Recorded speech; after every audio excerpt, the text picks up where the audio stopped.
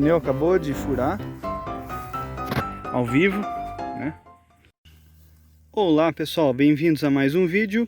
E hoje eu tô aqui para mostrar para vocês uma bike que ela não é minha, né? É uma bike que eu vou fazer um serviço nela, né? Não chega a ser uma restauração. Eu vou fazer basicamente uma limpeza e uma revisão nessa bicicleta, né?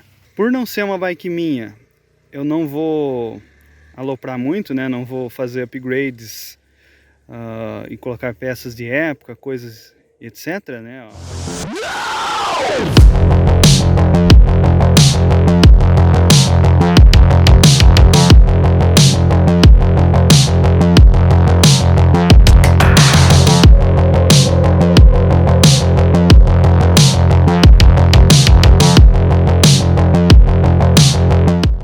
Mas não posso deixar de ter a oportunidade de trazer para vocês, né, mostrar uma bike como essa, que é uma bike que não é tão comum de se ver por aí.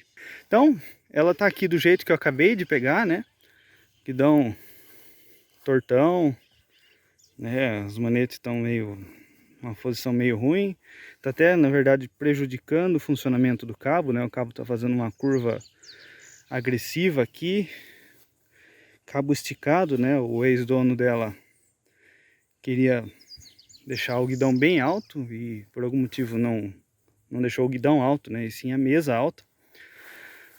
Eu sou obrigado a dizer que ela está numa posição que nessa configuração, desse jeito que está, é uma posição arriscada, né, a mesa está com bastante curso exposto, então ela acaba tendo uma fragilidade, tá forçando os cabos e conduítes, né, tanto que o negócio vai e não volta, né. Tá com bastante atrito interno dentro dos conduítes, mas de resto é uma bike que está muito bem conservada. Inclusive depois dessa revisão ela será anunciada para venda. Então hoje é o primeiro dia, né, que eu acabei de pegar ela, né, meu carro está ali ainda, acabei de pegar, trouxe aqui no lugar que eu costumo filmar. Ela é uma Trek 8700. Eu acredito que seja ano 92, né? Ainda não conferi o catálogo, mas de memória eu acho que ela é 92, pelas peças e tudo mais. Ela tem um grupo misto de Deore DX, né? Câmbio traseiro, câmbio dianteiro. P de vela eu não tenho certeza, mas eu acho que é também. E trocadores Deore XT. Os freios, depois eu vou conferir o número certinho, né, o código deles, mas eu acho que também, ou são, eu não sei, eu não vou mentir para vocês, nesse momento eu não sei dizer qual série que ele é, eu ainda vou pegar para olhar o número depois. Então é uma bike que tá bem original, tá com os cubos e rodas originais, precisa dar um alinhamento, né, tá pegando freio, tá com um banco original, que é uma coisa bem rara, né, para esse tipo de bicicleta, uma bicicleta com mais de 30 anos aí, tá com banco original. Tem alguns esfoladinhos, alguma coisa, né, guidão tá trocado, mesa trocada. Mas de resto é uma bike que tá bem íntegra e original. Infelizmente eu não comprei, né, não é minha essa bicicleta, senão vocês iriam ver um projeto bem legal se desenvolvendo nessa base aqui. Então esse vídeo hoje, né, como não é um processo tão aprofundado de restauração, como eu estou com a oportunidade de ter duas bikes para comparar, duas bikes de carbono dos anos 90 para serem comparadas, eu vou tratar um pouco mais para frente sobre as diferenças entre esses dois modelos, né, entre a minha Giant, se você não conhece, tá aqui a série de vídeos sobre ela, e essa bicicleta, essa Trek 8700. Bora lá, vou dar uma lavada, dar uma geral nessa bicicleta e logo mais eu trago mais informações para vocês. Então pessoal, hoje eu tô aqui com a minha Giant, que é uma bike também de carbono dos anos 90, só que diferente daquela Trek, essa aqui é uma bike de carbono do final dos anos 90, né? É uma bike 1999. De diferença, né, em relação àquela outra bicicleta, assim que eu terminar ela, que ela ficar pronta, eu vou trazer aqui de novo, vou mostrar alguns detalhes e curiosidades que ela tem. Mas vamos lá. De diferença mais impactante, que se percebe logo de cara, é a presença da suspensão, né, que aquela bike tem garfo rígido, e os freios a disco, né, que aquela bike tem freios cantilever. No entanto, a presença de freios a disco não é necessariamente obrigatória em bikes do final dos anos 90. Na verdade, essa bike é uma exceção, né, uma das poucas bicicletas que são oferecidas, né, somente com freio a disco. Essa suspensão, no caso, não é original dessa bicicleta, mas em vários aspectos de configurações ela é mais ou menos semelhante. No entanto, na traseira não tem nem a opção dos pinos de V-brake, né? Enquanto que nessa época o normal dessas bicicletas era vir com V-brake e a furação para disco como opcional, ou com o disco, né, em alguns casos raros como essa daqui, e a furação, né, os pinos de V-brake como opção. Essa aqui é uma bike que não tinha, tipo, ela só é a disco, igual uma bike moderna. Outra coisa diferente em relação àquela época é, de certa forma, a geometria, né? Que nessa época, pelo menos as bikes de nível mais alto, né, como essa de carbono, já vinham com suspensão. Essa aqui originalmente viria com uma suspensão RockShox de 80 mm, né? Enquanto que naquela época algumas poucas bicicletas vinham com suspensão e a maioria eram garfo rígido, mesmo bicicletas de alta performance da época, né, como aquela Trek 8700. Outra diferença interessante é em relação ao pé de vela, né? Na verdade, toda a relação, né? As bicicletas daquela época tinham uma redução, uma relação um pouco menos ampla. Então, ignorando a parte de que o pneu meu murchou, as bicicletas daquela época tinham pé de velas com uma relação de coroas maior, né? Então, geralmente 48, 38, 28. Ou no caso daquela bicicleta que traz uma configuração excepcional, né? Que na verdade eu nunca tive outra bicicleta com aquela configuração, apesar de já ter visto várias em catálogo, que é alguma coisa um pouco mais próxima do que viria a ser no futuro, né? Com essa relação aqui. Então aquela bike tem uma relação 46, 36, 24, que é significativamente mais reduzida, que antecipa um pouco o futuro que viria a ser padrão por vários anos, até a chegada dos pedivelas duplos e posteriormente a coroa simples, que seria o 44, 32 e 22, que é o que na verdade eu tenho nessa bicicleta e na minha Cannondale, e tive na minha Sundown, e tive em várias outras bicicletas também. De diferença também significativa, essa bike tem 24 marchas, né, 3 coroas e 8 catracas, né, 8 cogs no cassete. E aquela bike, como padrão daquela época, né, tinha 21 marchas, né, catraca cassete de 7 marchas e 3 coroas.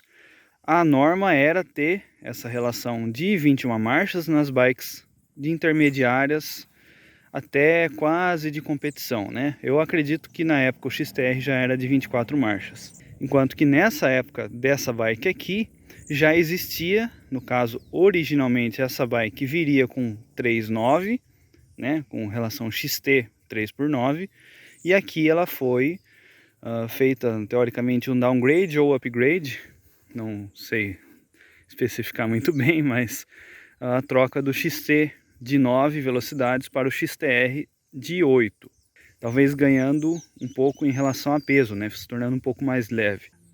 A questão significativa é que o freehand de 8 até 9, 10, 11, 12 velocidades, dependendo da marca do cassete que você utilizar e modelo, ele segue um padrão. Enquanto que abaixo, né, ou melhor, especificamente o freehub de 7 velocidades, ele tem um padrão diferente, né? Então ele é um pouquinho menor. Então lá só cabe cassete de 7 marchas, enquanto que o de 8 cabe até 12, dependendo de qual cassete você for utilizar ali. Aquela bike, né, a Trek, ela tem uma geometria mais parecida com o que a gente conhece hoje em dia como gravel bike. Tem um seat tube mais alto, né? Uma bike que é projetada para usar garfo rígido, um top tube horizontal, que por isso que ela dá boas, não aquela especificamente, né? Aquela época, aquela geração de bicicleta resulta em boas conversões para gravel, mais do que mountain bikes mais modernas. Então pessoal, eu tô aqui de volta. Demorou um pouquinho, na verdade, do começo desse vídeo. Acho que rolou pelo menos umas 2 ou 3 semanas aí, né? Mas agora eu estou com essa bicicleta pronta e agora dá para mostrar bastante coisa legal que ela tem. Então, como eu já tinha começado a falar, né? Essa é uma bike de 1992. Ela é uma Trek Composite 8700, que ela não é inteira de carbono. Então ela tem esses 3 tubos maiores de carbono, o garfo é de cromole e a traseira e as junções, né, entre esses tubos são de alumínio. Isso se deve muito ao fato de que na época, né, a tecnologia dos quadros de carbono ainda não era tão avançada, então era muito comum esses quadros compostos, né, como por exemplo essa Trek. Outros exemplos famosos também, a Giant, no caso não a minha Giant, na versão mais antiga, né, aquelas Giant Cadex, vou deixar uma imagem para vocês. As próprias Harleys, né, de versão mais tops, né, também tinham esse tipo de construção com tubos, né, de carbono ligados a outro material, seja de alumínio, de titânio, depende da versão da bicicleta que a gente está falando. Então essa bike aqui, ela tem basicamente o grupo completo Deore DX, né, de cubos, câmbio traseiro, câmbio dianteiro, pé de vela, freios, né, no último vídeo eu não tinha identificado ainda, mas são Deore DX também, somente com os trocadores Rapid Fire integrados Deore XT. Então eu prometi trazer algumas diferenças entre essa bicicleta, que é do começo dos anos 90, e a Giant, que é do final dos anos 90, né? Uma das diferenças mais interessantes, não sei se vocês que estão me assistindo chegaram a vivenciar, né, a época das bicicletas antigas, ou pelo menos possuir bicicletas dessa época, mas muitas bikes dos anos 90 tinham um cabeamento dos câmbios, de ambos os câmbios, passando por baixo do quadro, né? Isso se deve porque muito da tecnologia de câmbios era vindo direto, né, herdado das bicicletas de estrada, que são assim até hoje. O que acontecia, né, que nessa época já se percebia, é que em situações que você pega muita sujeira, né, muita lama, essa lama, né, a roda da frente acaba jogando essa lama aqui nessa região do down tube, né? Então se você tem cabo passando, principalmente entrando em guia de cabo aqui na região do movimento central, você acaba entrando sujeira, tudo aí, e eventualmente você acabava perdendo as marchas, né? Com a minha Mongoose acontecia muito isso. Então nessa época já se sabia que em bikes de competição, né, bikes de alto nível, você não podia correr o risco de ter o seu câmbio travado, ter que parar para dar uma limpada. Então bikes de passeio, de entrada, né, bikes mais recreativas, ainda tinham os cabos passando por baixo, porque ainda não existiam câmbios de mountain bike, pelo menos no início dos anos 90, com a puxada por cima, né? Então, como eu já comecei a falar, as bikes de competição, né, bikes de mais alta gama, como por exemplo a Harley que eu tinha antes, essa bicicleta aqui por exemplo, precisavam inventar soluções, né, para liberar o cabo da parte de baixo do quadro, né? Ele não podia passar aqui em uma situação de competição, só que os câmbios ainda não existiam, né? Então várias delas têm soluções, alguns diriam gambiarras, né, vindas de fábrica para adaptar isso. Na Liang, que eu tive algum tempo atrás, ela é uma solução, ela é uma bike talvez não de alta linha, né, uma bike mais intermediária. Ela apresentava uma solução mais ou menos equilibrada disso, né? Então o câmbio traseiro passava por cima, né, uma vez que você usa muito mais as marchas de trás do que a da frente, mais frequentemente, e o câmbio dianteiro passava por baixo, apesar de que no meio dos anos 90 já existiam os câmbios puxando por cima, né? Então eu tive algumas bikes dessa época, já intermediárias, já do meio dos anos 90, com câmbios puxando por cima, assim como a da minha Giant, né? Então na minha Harley, que eu vou ver se eu acho alguma imagem para vocês, tomara que eu ache. Se eu não achar, pelo menos uma imagem de uma outra bike. O cabo vinha por cima, ele passava por baixo, né? Passava reto do câmbio, passava por uma roldana rolamentada que tinha parafusada no quadro, e aí ele voltava de baixo para cima. Então assim você fazia com que um cabo vindo por cima do quadro puxasse um câmbio que puxa para baixo, né?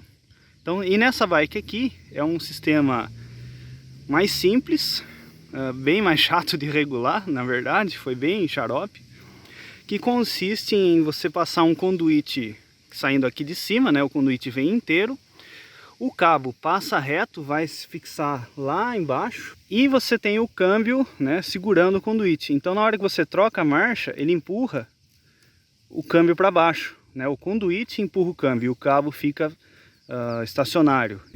Outra diferença, né, eles não faziam furo, pelo menos a Trek nesse ano ainda não fazia furo no carbono. Então os suportes de caramanhola são colados no quadro, né? Em vez de você ter um parafuso que atravessa o suporte, você tem um parafuso para fora, né? E aí você prende ele com porca, né? Então, um sistema bem interessante, né?